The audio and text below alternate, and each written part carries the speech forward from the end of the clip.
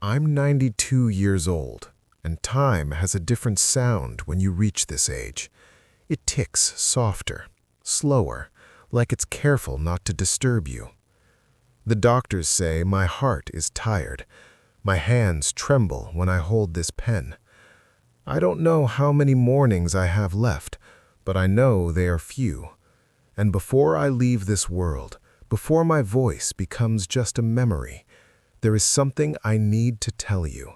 Something I should have said decades ago. Something that has lived inside me longer than most people live. When you are young, you think life is endless. You think apologies can wait. You think love will still be there tomorrow. I thought that too. At 25, I was strong, proud, and certain I knew everything. I chased success like it was oxygen. I believed money meant safety, status meant respect, and silence meant strength. I was wrong about many things, but I didn't realize it until it was too late. That is the cruel trick of time. It teaches you lessons after you've already taken the test. There was a girl once. Her name doesn't matter now, though I still whisper it sometimes when no one is around. She had a laugh that filled rooms and a patience that could calm storms. She believed in me before I believed in myself. When my business failed the first time, she told me failure was just a chapter, not the whole story. She saw something in me I was too blind to see. And yet, I was the one who let her go. I told myself I needed freedom. I said I wasn't ready to settle down. I convinced myself that love would slow me down, that commitment would tie me to a small life. I wanted the world.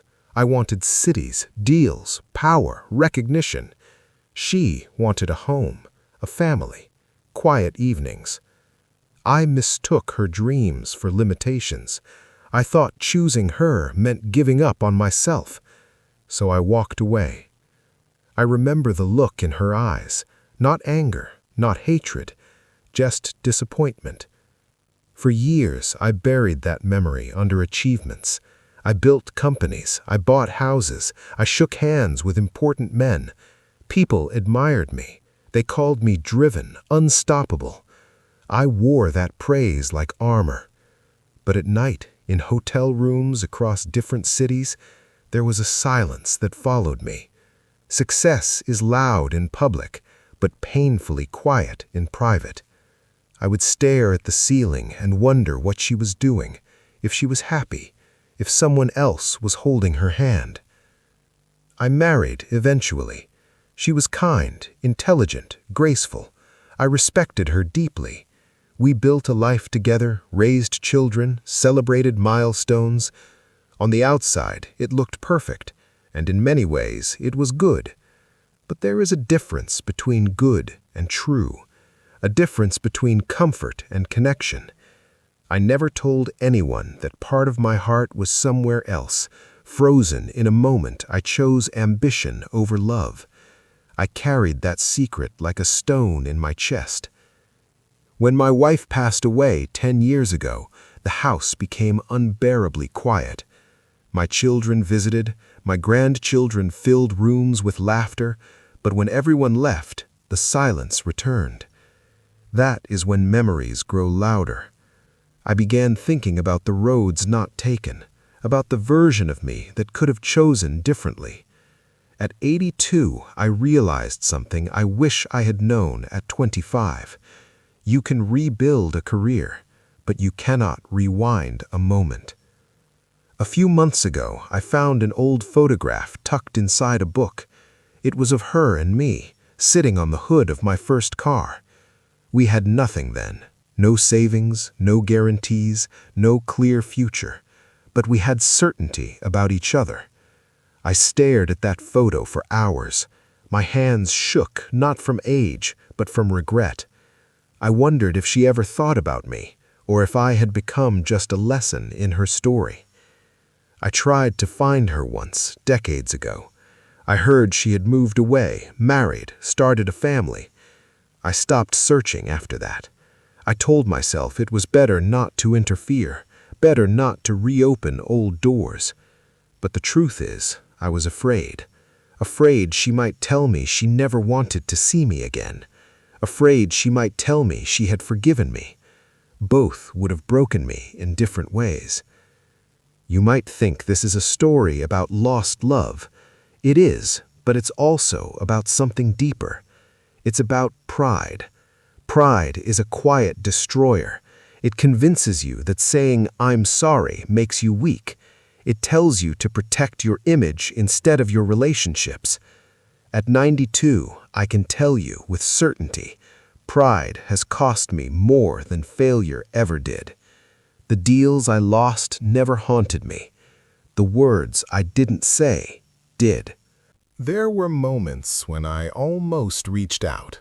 Birthdays when I wondered if she still remembered mine. Holidays when nostalgia hit harder than usual. But each time, I chose silence. Silence feels safe in the moment. It protects you from rejection. But over time, silence becomes regret. And regret grows heavier with age. It sits beside you in empty rooms and whispers, "You could have done something." I'm not telling you this because I expect sympathy. I have lived a long life.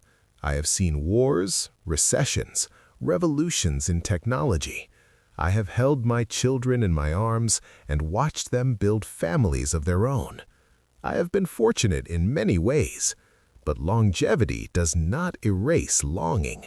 You can live 92 years and still feel the absence of one person who mattered most. If I could go back, I would choose differently. Not because success is meaningless, but because success without shared joy feels incomplete. The promotions, the awards, the applause, they fade.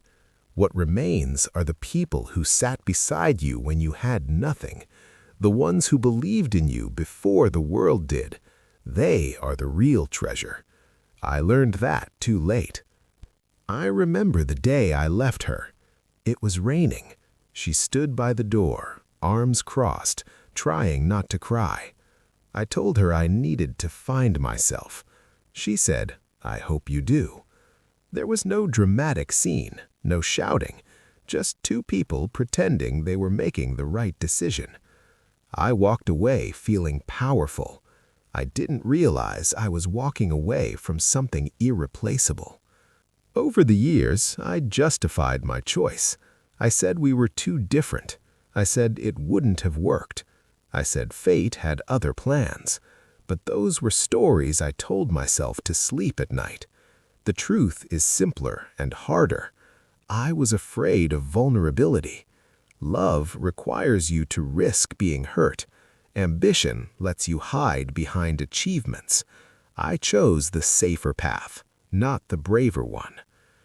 As you age, your definitions change. Strength is no longer about dominance. It's about honesty. Courage is no longer about taking risks in business. It's about admitting you were wrong. I wish I had understood that earlier. I wish I had known that saying stay would have been braver than saying goodbye. There is something else I need to tell you. Time is not as generous as you think. You assume there will be another chance, another conversation, another apology. But life does not guarantee closure. Sometimes the last time you see someone is just an ordinary day. No music, no warning, and then it becomes permanent. My body is weaker now. I move slowly, carefully. Every step reminds me that the journey is nearing its end. When you are 92, death is not a distant concept. It sits quietly in the corner, patient, and facing it has given me clarity. The things I worried about for decades seem small now. The only things that matter are the people I loved and the ones I lost. I am not afraid of dying. I am afraid of leaving words unsaid. That is why I am telling you this, not to dwell in sorrow, but to offer you something valuable, perspective. If there is someone you love, tell them. If there is someone you hurt, apologize. Do not let pride write your future regrets. You might be young. You might think this advice is sentimental, exaggerated by age. I once thought the same when older people spoke to me. I smiled politely and went back to chasing my goals. I believed I had time. I believed I was different. But life humbles everyone eventually. When I look at my grandchildren, I see possibility. I see love in its purest form, unguarded, fearless. I hope they never learn the hard way what I did. I hope they choose connection over ego. I hope they understand that being vulnerable is not weakness, but strength. Sometimes I imagine an alternate life, a small house, a garden, evenings spent talking about simple things, children who share her smile. It may not have been glamorous, it may not have made headlines, but it might have been fuller. That thought doesn't torment me anymore. It simply reminds me of what truly matters. If she is still alive somewhere, I hope she found happiness. I hope someone gave her the stability and devotion I was too foolish to offer. I hope she rarely thinks of me, because if she does, I hope it is not with pain. As for me, I have made peace with my choices. Regret does not mean self-hatred. It means understanding. It means growth, even if it comes late. I cannot rewrite my past, but perhaps my story can influence your future. Before I go, I want you to remember this. Love is not a distraction from success. It is the foundation that makes achievements meaningful. Without it, achievements echo in empty rooms. Do not wait for the perfect moment. Do not wait until you feel completely ready. Life rarely gives perfect conditions. It gives opportunities disguised as ordinary days. If someone stands in front of you with hope in their eyes, do not take it lightly. That kind of trust is rare. Protect it, nurture it, choose it. I am 92, and I have lived long enough to know that the heart keeps records the mind tries to erase. Listen to yours. It usually knows the truth before your ego does. When my time comes, whether tomorrow or next month, I will close my eyes, knowing I finally said what I needed to say. I chose ambition over love once. If you remember nothing else from me, remember this: do not make the same mistake. This is my confession, this is my warning, and this is my gift to you. Life is shorter than it feels, and love is rarer than you think. When you reach your own 92nd year, I hope you look back not with regret, but with gratitude for the risks you took, the words you said, and the people you chose to keep.